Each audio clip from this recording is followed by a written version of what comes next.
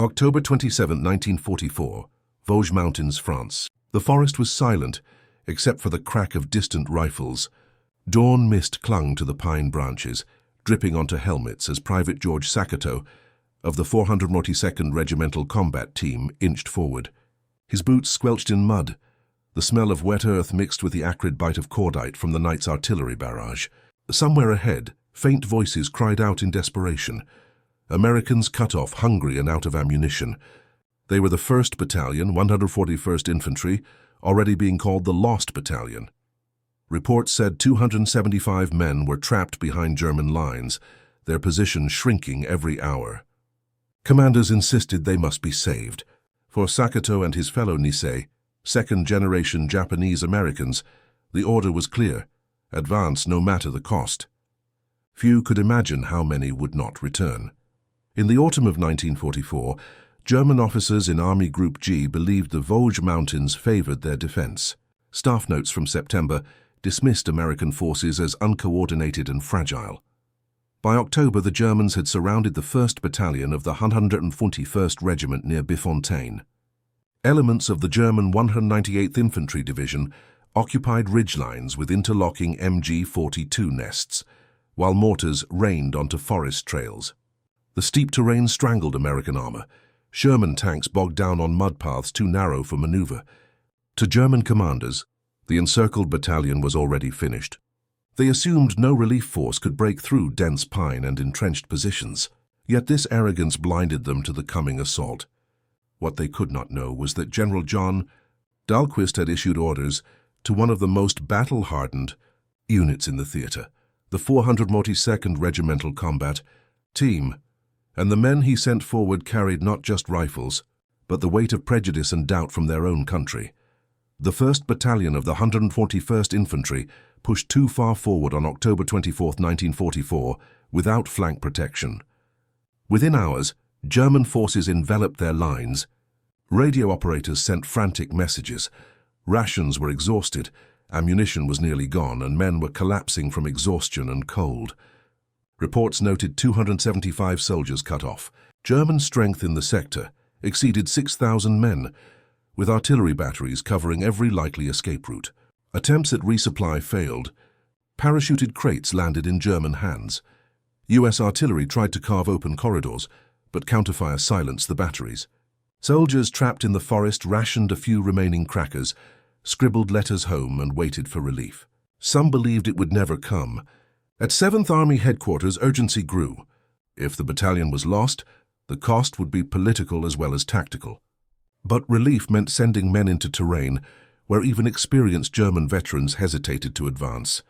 That order fell on the 442nd. The 442nd Regimental Combat Team had already carved a reputation in Italy and France. Composed mostly of Nisei, sons of Japanese immigrants, it stood as both proof of loyalty and a paradox. Many of their families were confined behind barbed wire in internment camps back home, branded potential enemies by the same government they now fought for. By October 1944, the unit had suffered more than 800 casualties liberating Bruyères, yet General Dahlquist ordered them forward again toward Bifontaine. Officers protested, but orders stood. Armed with M1 Garand rifles, bar automatic weapons and light 60mm mortars, the regiment moved through knee-deep mud and rain, climbing ridges where mules slipped and radios failed. Every soldier knew the cost could be catastrophic. Still, they advanced, not only to rescue fellow Americans, but to prove beyond doubt that loyalty was written in blood, not ancestry. Ahead lay German machine guns, barbed wire, and a forest turned into a fortress. The Vosges Mountains turned logistics into torture. Dense forests blocked air support. Mud swallowed vehicles and icy rain ruined maps and soaked uniforms. Engineers cut rough trails, while jeeps loaded with ammunition overturned on steep inclines. Stretcher teams carried the wounded on their backs for miles. German snipers fired from treetops, while mortars exploded among pines, splintering trunks into deadly shrapnel. Between October 27 and 29, the 442nd advanced only a few hundred yards each day, leaving more than 600 casualties behind. Survivors recalled the eerie sound of MG-42's shredding branches, filling the air with smoke and needles. "We didn't retreat," one Nisei veteran later said. We just kept crawling forward. The advance became a brutal test of willpower rather than firepower. By the third day, exhaustion showed on every face. Yet morale remained anchored by one fact: somewhere ahead, fellow Americans were dying. That conviction pulled them through the mud toward a hill, soon to be named in blood. October 30th brought the turning point. The 3rd Battalion of the 442nd was ordered. To seize a ridge locals had begun calling Suicide Hill, German. Positions were entrenched with overlapping machine gun. Fire and mortars zeroed on every slope. At dawn, officers gave the command to fix bayonets. Men charged uphill through fog and smoke, shouting as grenades burst among trees. Combat collapsed into close-quarters fighting. Rifles fired at point-blank range, bayonets clashed, and grenades cleared bunkers. Private George Sakato, after losing close friends, charged alone into a German position, killing and capturing dozens before rallying his platoon. For his actions, he would later receive the Medal of Honor. By nightfall, German resistance cracked. Soldiers of the 442nd burst through to the 141st's perimeter. Of the original 275 men of the lost battalion, only 211 stumbled out alive, gaunt, exhausted but free. For the rescued men, it was salvation. For the Nisei, it was victory carved from sacrifice. Relief came at a staggering price. In just 5 days of fighting, the 442nd suffered more than 800 casualties, killed, wounded or missing, compared to the 200 men rescued. Historians later calculated one of the highest casualty for rescue ratios in U.S. history. Soldiers described the forest floor littered with helmets, rifles, and the fresh graves of friends buried under pine branches. Survivor's guilt haunted many Nisei veterans. One recalled, "We saved them, but we lost so many of our own. Sometimes I wondered if it was worth it." The psychological burden was heavy. Men who had fought for recognition now carried scars invisible to others. Yet their discipline never wavered. The regiment marched out of the Vosges, battered but unbroken.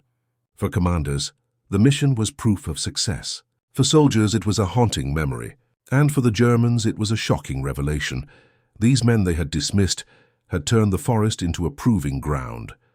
Captured German officers expressed disbelief at the 442nd's tenacity. Many had assumed these troops were colonial auxiliaries, expecting them to break under attrition. Instead, German intelligence underestimated their strength and cohesion. Reports later admitted the regiment advanced, despite untenable losses, pushing through ground where seasoned Wehrmacht veterans had faltered. The effect was not just tactical, but psychological. The realization that American forces could field units willing to absorb devastating casualties for a principle. In the aftermath, German survivors described the relentless attacks as un-American in ferocity, a label that revealed their surprise more than their contempt. That shock rippled through the sector, shaking assumptions that the forest would hold indefinitely. But back in Washington, the reception was different. The men who had stunned German officers would soon return to face not applause but silence and suspicion from their own countrymen. Recognition, if it came at all, would take decades. Despite their unmatched bravery, the Nisei of the 442nd returned to a country still divided by prejudice.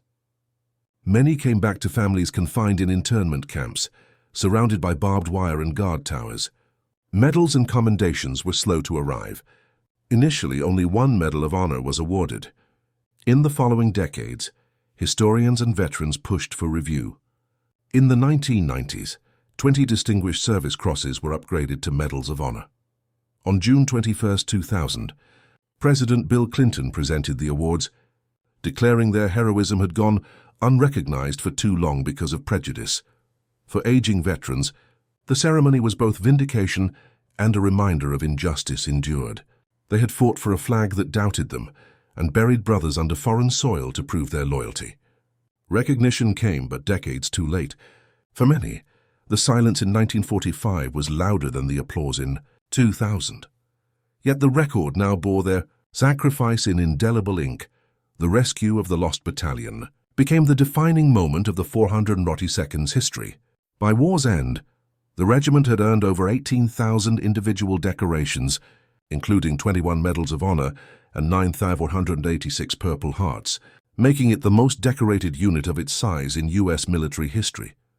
Numbers told part of the story, but the true legacy lay in the paradox they embodied. Soldiers who fought harder than anyone, even as their own government questioned their loyalty.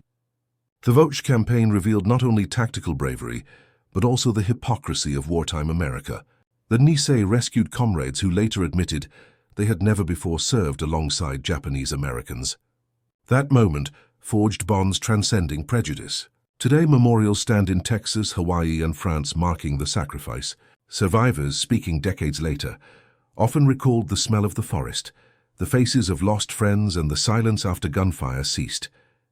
The battle proved that courage could overcome doubt, but it also left the enduring lesson that freedom abroad means little if justice is denied at home.